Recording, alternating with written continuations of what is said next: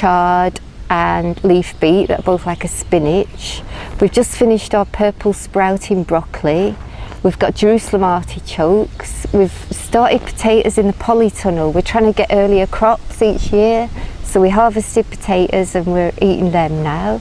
Oh, we've always got salad. We managed to do salad all year round, indoor and outdoor chicory. We've got lovely wild rocket that's seeded itself all over the garden. So we've got huge clumps, more than we can eat. So we bring a lot here and the men on Arran. We've got carrots starting, parsnips, swedes, turnips, French beans, runner beans.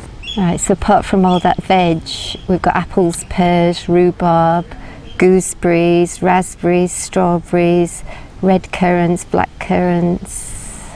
And a man at Brodick Castle gave us a wineberry plant, so we'll have wineberries one day, but we don't really know what they're like yet. We've put blueberries in, but they're a bit slow at the moment.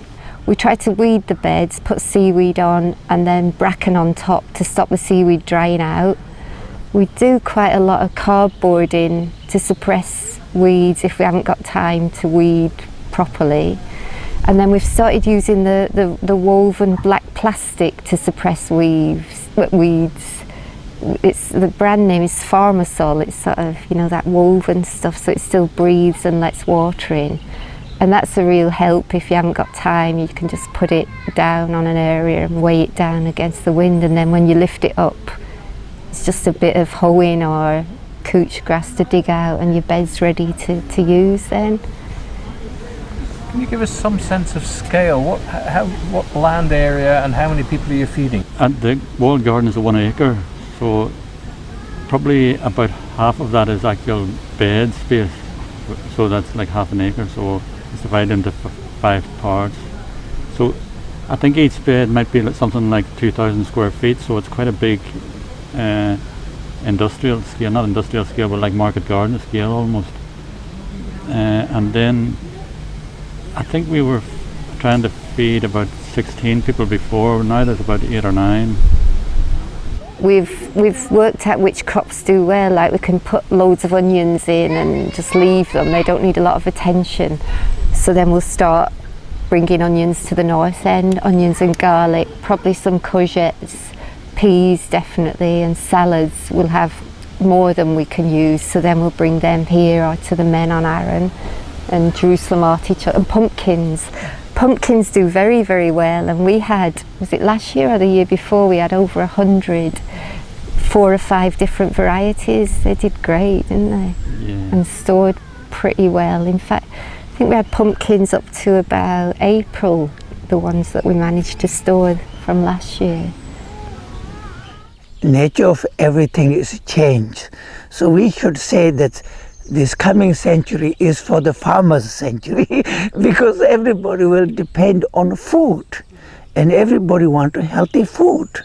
So if they trust that their many generations of their farming have given them something continuation in their life, and if they do everything right, I think even I was looking into program saying the organic food will be very positive because it will not go up price so high as the importing ones.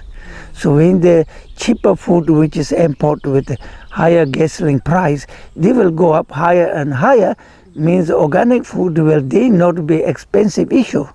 And I see our farmers have a really good, we call future. But they have to be really mindful of not using this poison. Yes, should be proper organic. Holy Island is a prime example in the world, a small tiny island where all sort of people can come and feel happy about themselves and able to participate. And as you can see, we planted over 35,000 trees, and which is already resulting, if you manage to look how much tree growth taking place. Planting trees, we're hoping to promote a lot more bird life coming to the island. And as you know, they're usually over the globe, they're chopping down forest trees and everything. And you know, especially the rainforest, and that's most of the world's oxygen that we need. So it's good for us to try and combat that a bit by growing trees to produce more fresh oxygen in the air. And as I say, when I'm working here in the garden, I use manual tools and not machinery, because you're using oils and it's put pollution into the atmosphere. To make it more environment friendly, I use a hand push machine and ordinary manual tools to keep it environment friendly. And everything's organic. I grow here, because when the horses come down, I collect all the horse dung. I go down to the beach and I collect all the seaweed, and I cut bracken, and I use both, and I just put it straight on. Instead of having a composter, I just put it straight on to the ground. And if the conditions are right, it'll only take the worms 3 months to transform it into a rich soil. But if it's not the right conditions, it'll still happen, but it'll just take a bit longer. In Holy Island we grow hazel, we grow oak trees, hawthorn trees, blackthorn trees, and we don't grow so much of the likes of the sycamore tree here, because they spread quite well themselves. The trees that spread quite well themselves, we don't bother so much, but the trees that, like I'm talking about, we plant a lot of those. And there's areas where it's taken over with a certain type of tree. Sometimes, you know, the seedlings, sometimes we've got to clear them away to make space for maybe oak trees or blackthorn or whatever. We do have some evergreen trees, but it's mostly deciduous trees. But like around the garden there, we have lots of beech trees. They must be at least 150 years old, the size of them. And we have some oak trees round the back. And the willow trees grows quite well here, willow. And I've got escallonia as well. It grows well in Arran, so I planted them here as a windbreak, and they're doing quite well. We've just been given a Millennium Forest Award to start a tree nursery, to grow trees from our own seeds and such to plant on Holy Isle. And so we collected Sorbus arinensis seeds on Arran, that's the unique Arran white bean, and we've got the Sorbus rupicola that just grows on the edge of the cliffs where the animals haven't been able to get it and eat them.